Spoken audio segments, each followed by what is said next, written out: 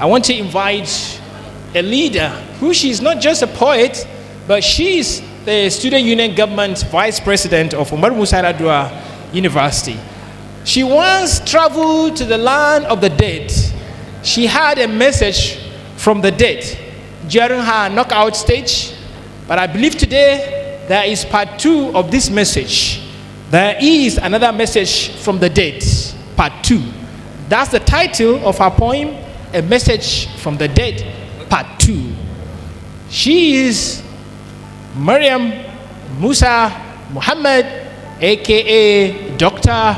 Maryam. Ladies and gentlemen, help me make welcome to the stage Dr. Maryam. Dr. Maryam, wherever you're coming from, I don't know, the floor is all yours.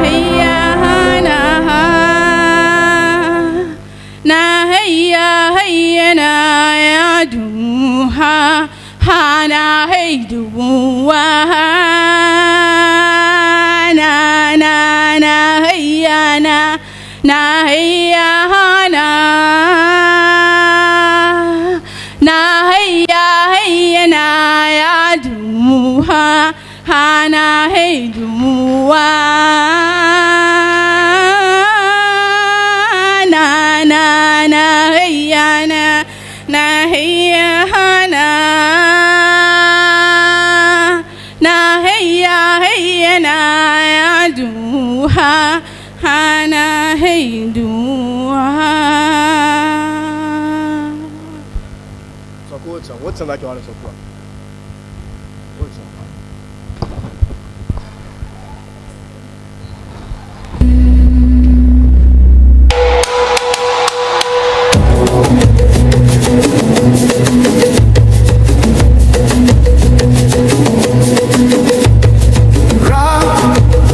Son, Father, eternal flame, is this mother of man,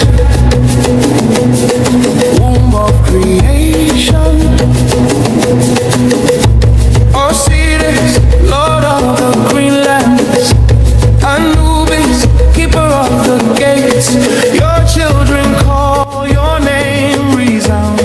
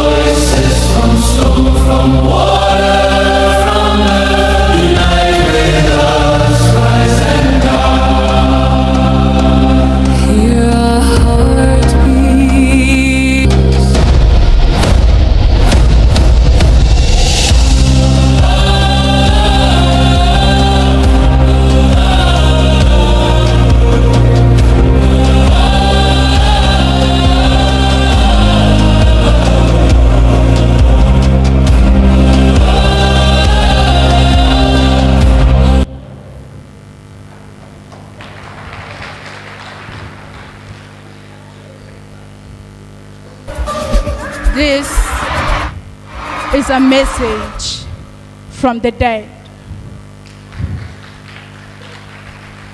Last time, Sir Abubakar Tafawa Balewa, Chief Laboke Akintola and the Sardauna of Sokoto sent me to convey a message to Nigerians. But this time, Nelson Mandela, Robert Mugabe, Kwame Nkrumah, Thomas Sankara sent me not as a daughter of Nigeria, but as a true queen of the great African warrior, queen of the underworld. Ladies and gentlemen, gather round, witness the grand African cycles, where presidents do not retire, they simply expire. Behold the immortal council of chairmen with faces older than the Constitution, knees that tremble more than the stock market, and a spectacle thicker than our national debt. Paul Biya still clings to the Cameroonian seat. He was the president before some of you were even conceived, before disco died, before WhatsApp was a thought in a coder's dream. And Museveni of Uganda, he has been in power so long his official portrait looks younger than his grandchildren. He now campaigns with Wi-Fi but governed with typewriters. Oh, the irony of a continent so young, median age 19, yet ruled by men who need 19 nurses to climb a staircase. They call themselves fathers of the nation.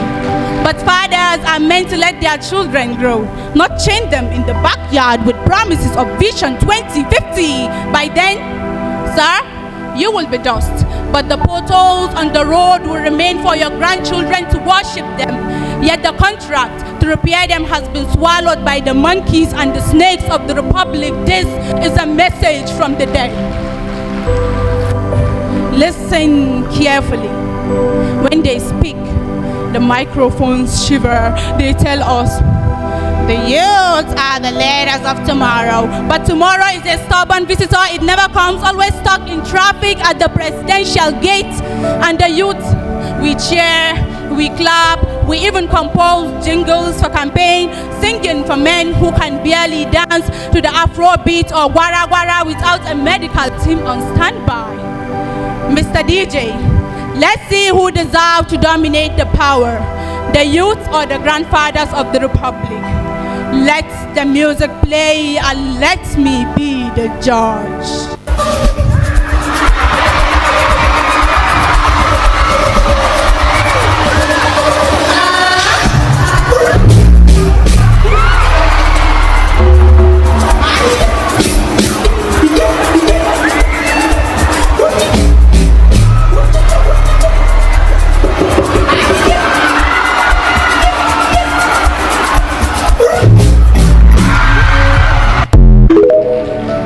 Isn't this obvious that those who dominate the power doesn't even deserve it?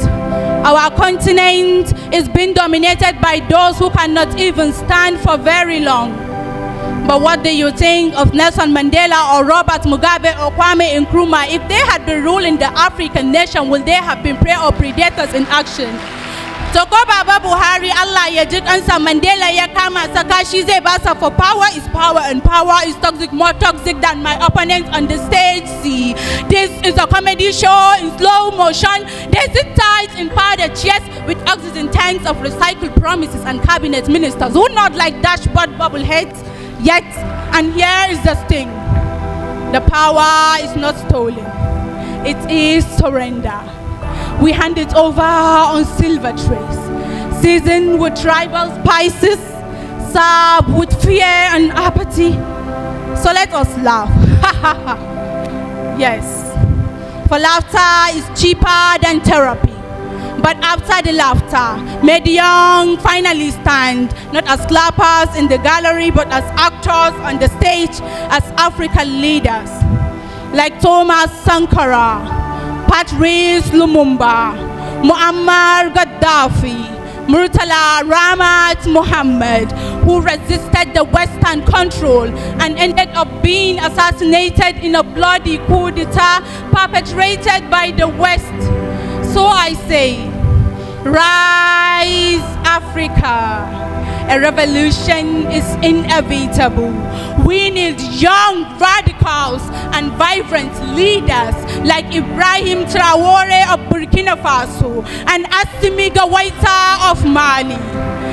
Rise the Anglophones, rise.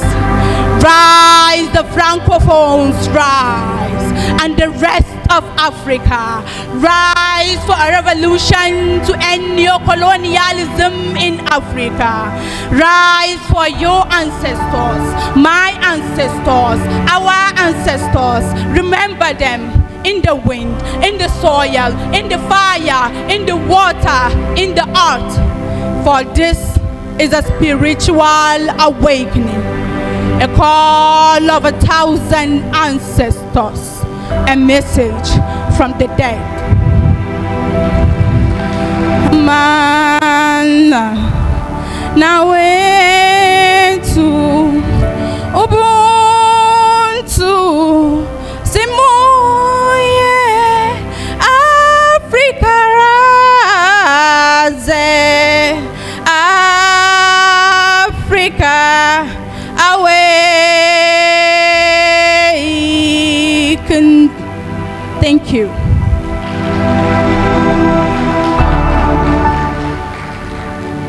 Let's clap for Dr. Maryam once more.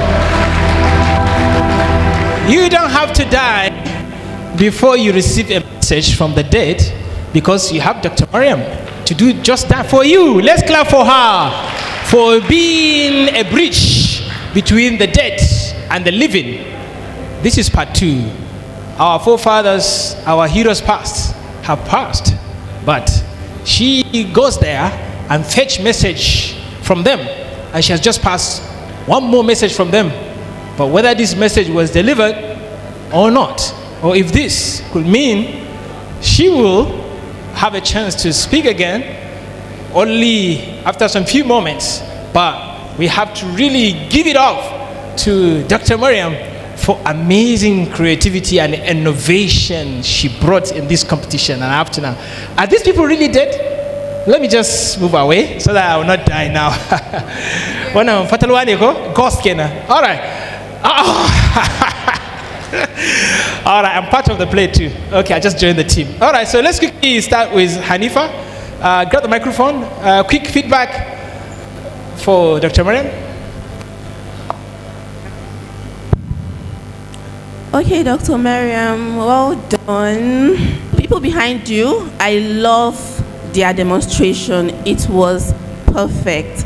They followed your every word, and that is the amazing part of poetry performance if you're having backup people. I love your reference to history. I love the names you mentioned. The musical part, at some point, I felt like it's too long, but trust me, your creativity is top-notch, and I feel like Kasina is just the starting point. You should go to Talent Niger. You should go there and show them what you've got. Okay, so I think it was a very good performance. Just like the first judge said, you really engaged your backup artist. They were following every piece of your piece. So I think that was a very good one. And I think the message is very, very important. This is Nigeria, or Africa is at a critical stage, and we need the young people to take up leadership roles. But I think they have to be ready, not just to take over, but they have to be ready for that leadership. So I think the message is very, very important. Us using this Coptic language, and for people that do not understand, they'll be wondering which language are they. That's one of the catchy messages in your poem. The ability to make your audience unfamiliar. We call it defamiliarization, which is actually good and commendable. Also, I had you using Ubuntu, and then you're using English, you're using Xhosa language, you're using Sotho language, and these are actually very good, and you have gone out of your way to learn all these things. It's a good. And the message of awakening, or rather reawakening of the people, we need to wake up. It reminds me of Steve Biko, the advocate of black consciousness in Southern Africa during the 70s and 80s, which is actually very good. So the flow, the rhythm, the rhyme, everything was, your piece has it.